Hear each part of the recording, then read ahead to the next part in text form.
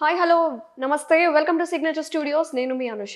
So ఈరోజు మనతో పాటు ఉన్నారు ఆల్ మన ఉమెన్కి సంబంధించిన డౌట్స్, అలాగే కొంతమందికి అనుమానాలు ఉంటాయి అండ్ మిత్స్ కూడా ఉంటాయి కదా, అవన్నీ క్లియర్ చేయడానికి ఈరోజు నేను మీ ముందుకు తీసుకొచ్చేసాను డాక్టర్ బిందు ప్రియ గారిని, కిమ్స్ కడల్స్ నుంచి యూరో గైనకాలజిస్ట్. మరి ఆలస్యం చేయకుండా మాట్లాడేద్దాం. మేడం నమస్తే. నమస్తే. చాలా మందికి ఉన్న డౌట్స్ నేను క్లియర్ చేయాలనుకుంటున్నాను. ఫస్ట్ ఆఫ్ ఆల్ మాకు పీరియడ్స్ రెగ్యులర్‌గా ఉన్నాయి. కాకపోతే అప్పుడప్పుడు పెయిన్స్ వస్తున్నాయి. డిస్మెనోరియా అంటారు. అలాగే పీరియడ్స్ ఇర్రెగ్యులర్‌గా ఉన్నాయి. మాకు పిల్లలు పుడతారా లేదా? మళ్ళీ పీరియడ్స్ రెగ్యులర్‌గా ఉన్నాయి. కొంతమందికి సిస్ట్‌లు ఉంటున్నాయి. పిల్లలు పుడతారా? ఇలాంటి కామన్ క్వెషన్స్ ఉన్నాయన్నమాట. సో మీరేం చెప్తారు మేడం? పీరియడ్స్ ఇర్రెగ్యులర్‌గా ఉన్న వాళ్ళకి పిల్లలు పుట్టే అవకాశాలు ఉన్నాయా? పీరియడ్స్ రెగ్యులర్‌గా వస్తోంది అంటే అది మంచి విషయమే. పీరియడ్స్ ఇర్రెగ్యులర్‌గా వస్తుంది అంటే దానికి రకరకాల కారణాలు ఉండొచ్చు. ఈ మధ్య కాలంలో మనం తరచుగా వింటున్న ప్రాబ్లమ్ ఏంటంటే పీసీఓడి. పీసీఓడి అంటే పాలిసిస్టిక్ ఓవేరియన్ డిజీజ్ అంటాము. సో ఇందులో బేసిక్‌గా ఏమవుతుందంటే కొంచెం హార్మోనల్ ఇంబాలెన్స్ వల్ల మనం స్కాన్ అది చేసినప్పుడు ఆ ఓవరీస్‌లో చిన్న చిన్న వాటర్ బబుల్స్ లాగా కనపడుతుంది. సో దాన్ని మనం పీసీఓడి అని వి కాల్ ఇట్, ఆ టర్మినాలజీ అనమాట. ఓకే. సో ఇందులో కొంచెం పీరియడ్స్ అనేది ఇర్రెగ్యులర్ అవ్వచ్చు. బట్ పీసీఓడి అనేది ఒక కారణం మాత్రమే. రకరకాల అదర్ కారణాల వల్ల కూడా పీరియడ్స్ అనేది ఒక్కొక్కసారి ఇర్రెగ్యులర్ అవ్వచ్చు. ఎస్పెషలీ కొంచెం లైఫ్ స్టైల్‌లో ఏమైనా చేంజెస్ వచ్చినా, కొంచెం బరువు పెరిగినా, ఆర్ వాళ్ళు ఆల్రెడీ ఫిజికల్ యాక్టివిటీ ఏదైనా చేస్తూ దాన్ని సడన్‌గా మానేసినా, ఆర్ సమ్‌టైమ్స్ ఈవెన్ కొత్తగా ఫిజికల్ యాక్టివిటీ ఏదైనా విగరస్ యాక్టివిటీ అదేదైనా మొదలుపెట్టినప్పుడు కూడా కొంచెం పీరియడ్స్ అనేది ఇర్రెగ్యులర్ అవుతుంది. స్ట్రెస్‌కి లోనైనప్పుడు కూడా దాని ప్రభావం అనేది మనకి పీరియడ్స్ పైన కనిపిస్తుంది. But one thing madam, periods రెగ్యులర్‌గా ఉంటాయి కొంతమందికి. But they don't have chances of getting pregnancy. అదెందుకు? ప్రెగ్నెన్సీ రావాలి అంటే దెర్ ఆర్ చాలా చాలా ఫ్యాక్టర్స్ దానికి మనకి కోఆపరేట్ చేయాలి. అందులో ఎస్పెషలీ ఫీమేల్ ఫ్యాక్టర్స్ ఉంటుంది, ఇంకా మేల్ ఫ్యాక్టర్స్ ఉంటుంది. ఫీమేల్ ఫ్యాక్టర్స్‌లో ఆఫ్‌కోర్స్ పీరియడ్స్ రెగ్యులర్‌గా వస్తుంది అంటే కూడా బట్ లోపల ఎవ్రీ మంత్ మనకి అండం అనేది విడుదలవుతుంది. ఎగ్ రిలీజ్ అంటాము. So egg quality is important. And then అది టైంకి రిలీజ్ అవుతుందా లేదా అనేది దట్ ఈస్ ఆల్సో ఇంపార్టెంట్. ఇంకా అట్లాగే ట్యూబ్స్ అనేది ఓపెన్ ఉండాలి. యూజువలీ ఎగ్ అండ్ స్పర్మ్ అది బోత్ మీట్ అయ్యే ప్లేస్ వచ్చి ఫాలోపియన్ ట్యూబ్ అనమాట. సో ట్యూబ్స్ అనేది ఓపెన్ ఉండాలి. తర్వాత మేల్ ఫ్యాక్టర్ తీసుకుంటే కనుక వాళ్ళ సెమెన్ అనాలిసిస్లో సెమెన్ కౌంట్, మొటిలిటీ ఇవంతా నార్మల్గా ఉన్నప్పుడు అట్లీస్ట్ ఇవి చాలా గ్రాస్గా మనం చూసుకునే విషయాలన్నమాట. ఓకే. ఇవన్నీ నార్మల్ ఉంటే దెన్ ప్రెగ్నెన్సీ అయ్యే ఛాన్సెస్ ఎక్కువ. సో ఇప్పుడు యూరో గైనకాలజిస్ట్ అంటే most of the people don't know. Gynaecology అంటే ఆల్ మన ప్రెగ్నెన్సీ రిలేటెడ్ థింగ్స్ వస్తాయి, ఫీమేల్ రిప్రొడక్టివ్ సిస్టమ్ అని. But euro gynaecology what is the specificity? మన స్పెషలైజేషన్కి మీరు యూరో గైనకాలజిస్ట్ కాబట్టి చెప్పండి. రైట్. సో యూరో గైనకాలజీ అనేది ఇది మేము గైనకాలజీ తర్వాత స్పెషల్ ట్రైనింగ్ అది చేస్తామన్నమాట. So this is like speciality course లాగా after gynaecology. So I have done my urogynaecology fellowship and that is how I have become a urogynaecologist. So యూరో గైనకాలజీలో మాకు బేసిక్గా ఫోకస్ అంతా కూడా పెల్విక్ ఫ్లోర్ డిజార్డర్స్ పైన ఎక్కువ ఉంటుంది. ఓకే. సో పెల్విక్ ఫ్లోర్ అనేది it's a very strong muscle that is supporting all our pelvic organs. Pelvic organs అంటే మన బ్లాడర్, తర్వాత మన రీప్రొడక్టివ్ సిస్టమ్, తర్వాత మన మోషన్ ప్యాసేజ్, ఇవంతా సపోర్ట్ చేసే సిస్టమ్ని పెల్విక్ ఫ్లోర్ అంటాము. సో దీంట్లో ఏమైనా డిస్టర్బెన్సెస్ అయినప్పుడు దెన్ రకరకాల ప్రాబ్లమ్స్ మనకి కనిపిస్తూ ఉంటుంది.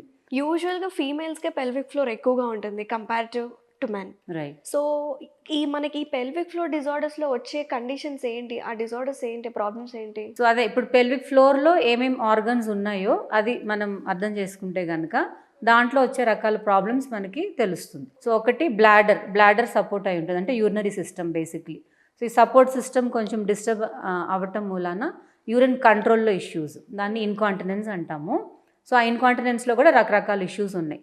అర్జ్ ఇన్కాంటినెన్స్ అని, తర్వాత స్ట్రెస్ ఇన్కాంటినెన్స్ అంటే దగ్గినప్పుడు తుమ్మినప్పుడు యూరిన్ లీక్ అవ్వడంని స్ట్రెస్ ఇన్కాంటినెన్స్ అంటాము.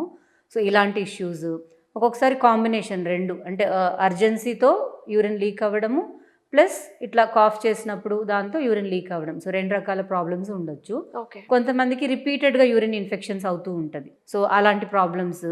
తర్వాత ఫీమేల్ సెక్షువల్ డిస్ఫంక్షన్ అంటే వాళ్ళ ఇంటర్ కోర్స్లో ఏమైనా ఇష్యూస్ వచ్చినప్పుడు అది కూడా we are specialist in that.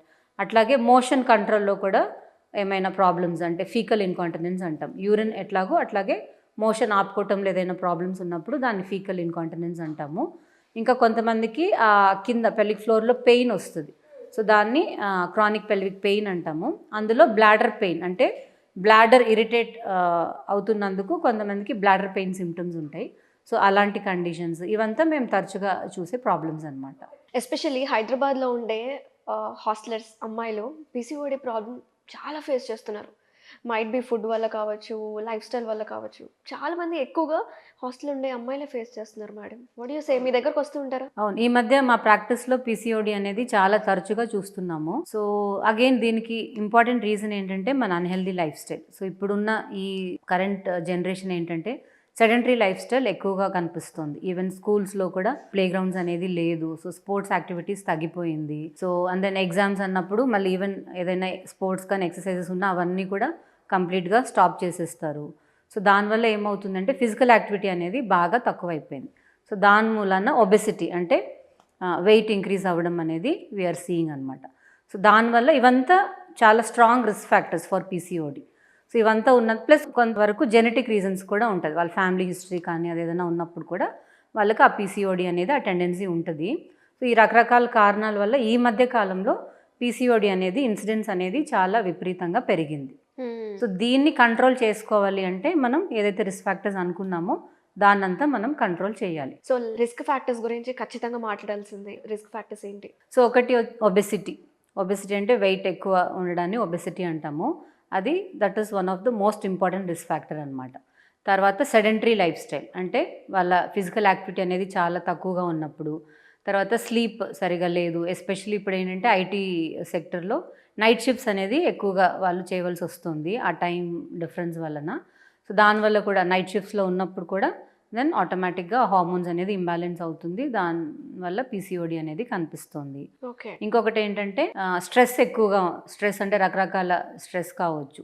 Work related pressure కానీ, ఫ్యామిలీ టెన్షన్స్ కానీ, ఆర్ ఇప్పుడు మీరు అన్నట్టు పిల్లలు వచ్చి హాస్టల్లో ఉంటున్నారు. So away from the family. So ఇవంతా కూడా that adds up to the stress levels కదా. సో అట్లా ఉన్నప్పుడు దెన్ దానివల్ల కూడా కొంచెం పీరియడ్స్ అనేది డిస్టర్బ్ అవుతుంది. ఇంకా కొంచెం జెనెటిక్ ఫ్యాక్టర్స్ అంటే వాళ్ళకి జీన్స్లో కూడా ఆ టెండెన్సీ ఉండొచ్చు. సో ఇది ఏ మాత్రం ట్రిగ్గర్ అయినా కూడా వాళ్ళకి వెంటనే పీరియడ్స్ ఇరెగ్యులర్ అవటము, తర్వాత అది మనం చెక్ చేస్తే అది పీసీఓడి కింద కనిపించడం, సో ఇట్లాంటిది కనిపిస్తుంది.